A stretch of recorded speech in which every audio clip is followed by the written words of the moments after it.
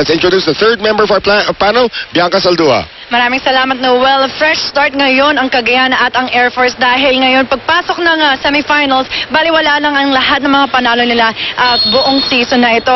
At they're actually very, very confident ngayon. Parehong team dahil para sa Air Force, naniniwala sila na it's anybody's game. At sa tingin ko, so far, totoo ito. Para sa Air Force, it's nothing to lose and all to gain dahil malaking bagay nakapasok sila sa Final Four. Pero sa Cagayan, it's reputation and pride. At ang pinaka-commonality nila pagdating sa practice, pareho sila nagpo-focus sa communication dahil meron silang kakulangan doon. Balik sa inyo, Noel and Michelle. Thank you very much, Bianca. And Bianca is on point there. No? Itong kuponan ng Philippine Air Force has nothing to lose sa matchup na ito. Isipin mo, kalaban mo undefeated. And look at Joy Casas playing inspired volleyball na rin dito. 10-7. They have nothing to lose. Itong kuponan ng Philippine Air Force. For me, Noel, as you can see sa lineup naman kasi ng Philippine Air Force, yung mga players na yan, sanay manalo. Eh, hindi lang magpapatalo basta-basta yan. Joy Casas came from a champion team, Di Maculangan, Ortiz, Cabalejo, UST. So, alam mo talaga na hindi basta-basta bibigay yan kahit number 4 pa man sila dito sa game na to. Alright, now Joy Casas going down the line at nakuha niya yung kanyang puntos na naman. So it is now 11-7 for Air Force because it's the official ball of the Shakey's V-League. Cabalejo. Soraya. Tipat shot off the block. Napasok pa rin niya yun. Kaya hirap na hirap itong mga blockers natin dito is because hindi talaga nila mabasa itong si Pom na Soraya. Nahihirapan sila dahil ang liksi, ang bilis pumitik, Noel. And again, very deceptive yung kanyang height. She's not really that tall. She's about, 5'7" lang yata ito eh. Pero yung palo niya talaga, pag pumailang lang siya, it's very difficult to stop. And Maizo, yung kanyang palo against her former teammate, Mike Ortiz. Ang ganda na matchup nito, no? Puro taga-USP halos yung nagkakatapat sa harapan. Maizo versus Ortiz, Di Maculangan versus Tabaquero. Nandiyan pa si Cabalejo. Parang reunion ito ng mga taga-UST eh. Gauste? Ay, hindi. Lasal pala ako. This coming Saturday. Oo nga pala, no? Exciting.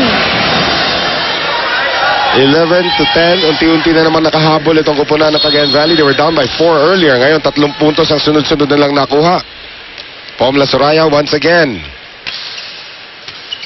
Bad reception there coming from Cabalejo, but Tipachot plays it. Tipachot ngayon on offense.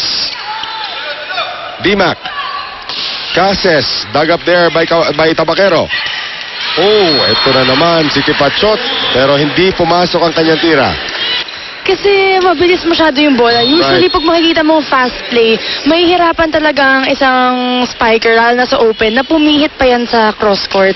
Kaya pag fast play, ay pumihit sa down the line. Kaya usually, pag fast play, makikita mo cross court lang lahat pinupuntahan ng palo talaga. Ito, nag-fast play na naman. Ito si Aiza Maizo, napalakas na naman ang kanyang tira. Fast play, of course, referring to trying to hit the ball before the defense could even jump. So, kaya dito, Noel, makikita mo talaga kapag pumihit sila sa down the line, sa ilalim na nila ng bola na tatamaan. Yun na nga. And that's twice already. It's happened to Cagayan Valley na napalakas ang kanilang tira. Here's Di Maculangan ngayon trying to protect the 3-point lead. And Eulalio, hinulog na lamang. Late dumating si Rhea. Figuratively and literally. Late dumating sa game. Late din dumating doon sa pag-dive.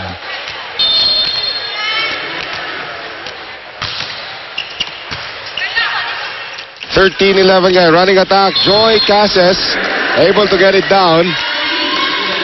So ito lang gusto ng Air Force ngayon. Sige, palitan na tayo ng puntos. Lamang na sila eh. Sabi nga kanina, they have nothing to lose. And kahit number 4 yan, lalaban yan. Kahit itong Cagayan, di pwedeng pa easy-easy lang. And of course, Cagayan nga, I was mentioning to some people before the start of this match, in the last 4 games nitong Cagayan Valley, tatlo pumuntang 5 sets. So this is probably one of the tiredest teams in the league. Semana tries to drop it. Soraya ngayon. Maizo. Cross court. Mintis na naman. Isipin mo yung pinagdaanan nila.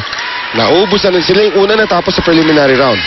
Karamihan sa kanila pumuntang Thailand para lumaban sa ABC Championship. Bumalik, tinuloy nila yung quarterfinal round. Hindi pa nga sila natatalo. But in the quarterfinals, 3 times sila lumaban ng 5 sets.